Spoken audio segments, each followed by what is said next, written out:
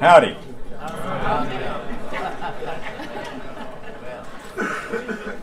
I'm Ted Poe. I'm from that southern part of the United States that we call Texas, and yes, Texas still is a part of the United States. And I bring you greetings. We live in serious times, but we've always lived in serious times. And let's just do a little bit of history, and if somebody'd shut the back door, I'd appreciate it.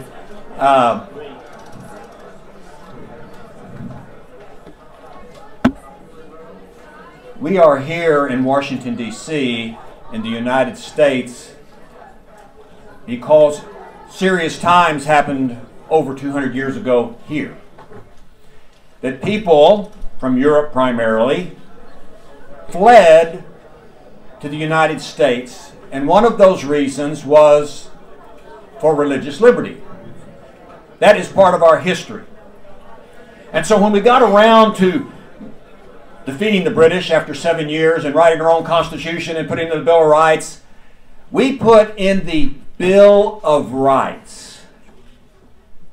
The first Bill of Rights contains 5 rights.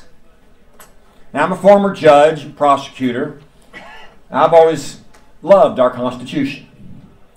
But our forefathers put the first right in the First Amendment because it was the most important of all human rights. And what was that? What was that? The right of religious freedom. Congress will make no law establishing religion or preventing the free exercise thereof. And then adding to the First Amendment those other important rights of speech, press, assembly, the right to petition government. But the first right in the Bill of Rights is religious liberty. Don't ever forget that. So, this issue of religious persecution is not new, but it is getting much more serious today than it has really in our lifetimes. You know, the Pew Research Center says that no religious group is persecuted more today in other countries than the Christian faith. Persecution is so bad that many Christians have been forced to leave their homes and go somewhere else. And I agree with Brad Sherman on this, that Christians should not have to flee their home. And the answer to religious persecution should not be, oh, go somewhere else. That is not the answer to religious persecution.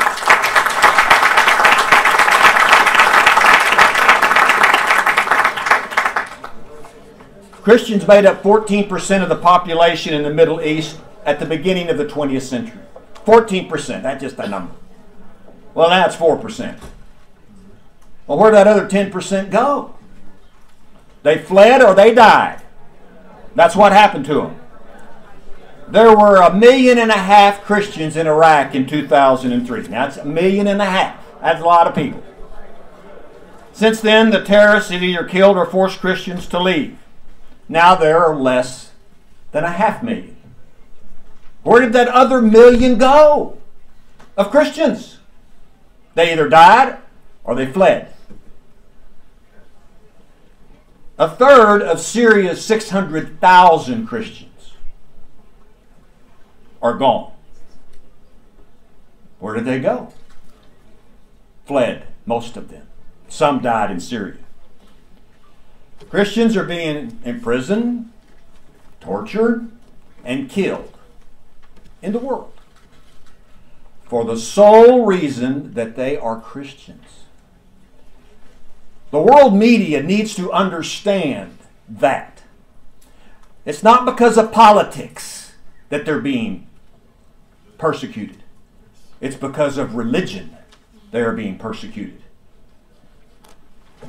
Christian pastor, an American citizen, Saeed Ababdini, and I'm sure that is wrong. I mean, my name is Ted Poe. My whole name has 6 letters in it. And most people can't even get it right. So I apologize to this Christian pastor. I'll just call him pastor.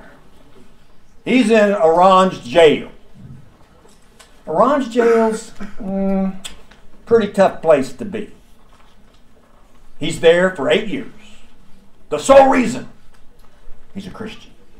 Imprisoned again. Last year, a Pakistani man and his wife were beaten by a mob of over 1,000 people and then thrown into a furnace because someone thought that they had abused the Quran.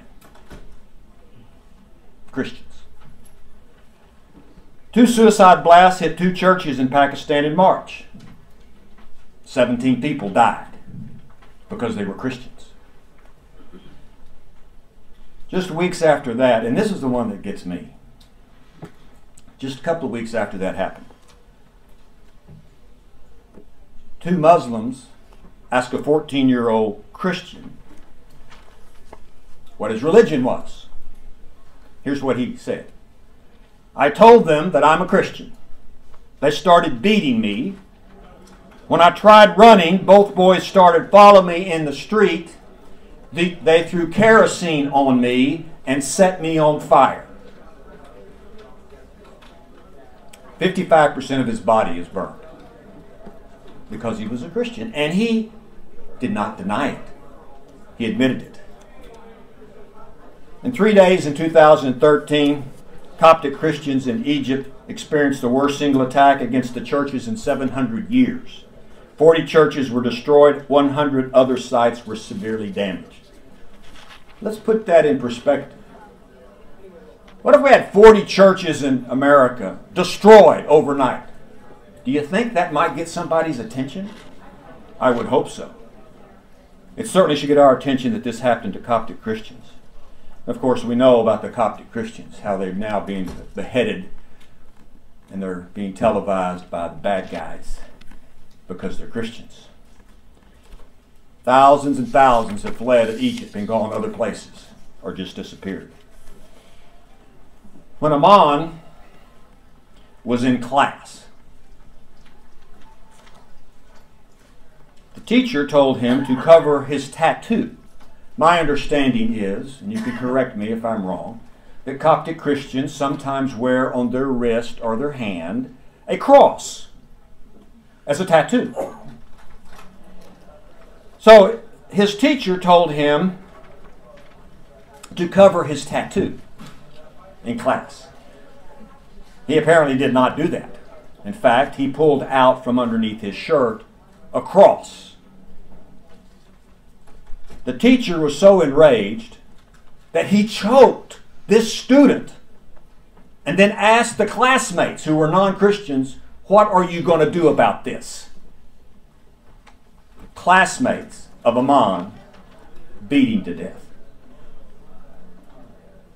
That's what's taking place in the Middle East against people of the Christian faith.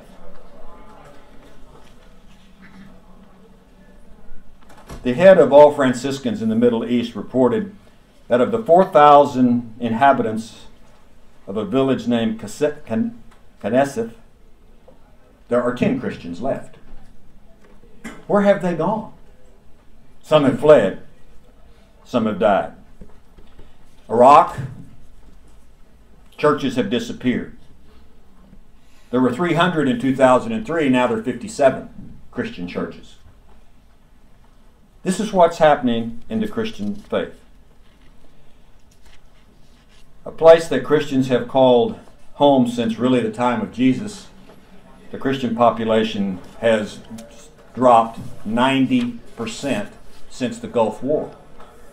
And we were all around. I don't look old enough to be here when the Gulf War took place. During that time, 90% of the Christians in Iraq are gone. So what these stories tell us, these true stories about true people, real people, Christians who would not deny their faith and went even further to admit and be proud of their Christian faith, they're real people. And So rogue states, and I call them rogue states, that's my opinion. Pakistan, ISIS, it's not a state yet.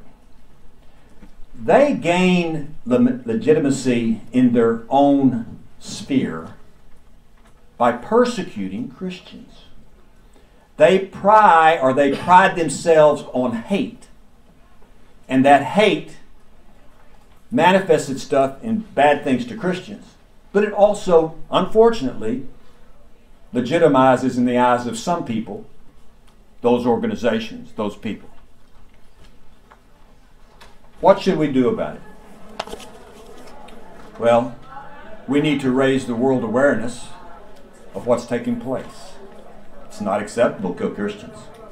It's just not.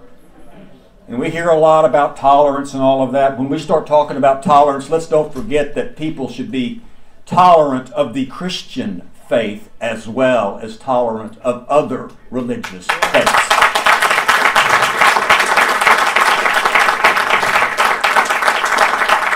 And the United States should be the leader in making sure that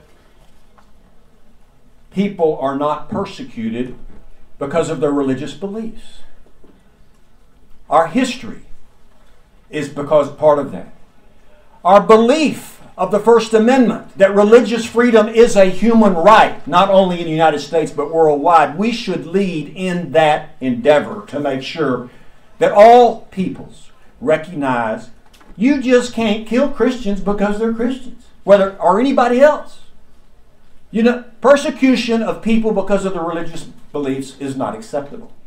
And those nations that continue to let it occur and even support the abuse, murder, imprisonment of people because of their religious faith, the United States should quit sending them any of American money. No money for countries that abuse the human rights. I don't care if we call them an ally or what. The deal is no American money should go to any country that abuses Christians or anybody else in religious minorities or majorities. American taxpayers shouldn't fund that regime. And we should make it known to countries. We have to raise the awareness. And we need to make sure that when bad things happen to Christians, that we talk about it. And it should trouble us. It should trouble us a great deal. The first human right is the right to practice one's religion in a free way. We don't need any more young boys anywhere in the world being set afire because they are Christians. We don't need children being beat to death by classmates because they're Christians. And we should make sure that we as a people not only recognize these events, but make sure that the United States in the faith community, but also in the political community, where we can, make sure that those countries be held accountable for the conduct that takes place against people of faith. And that's just the way it is. Thank you very much.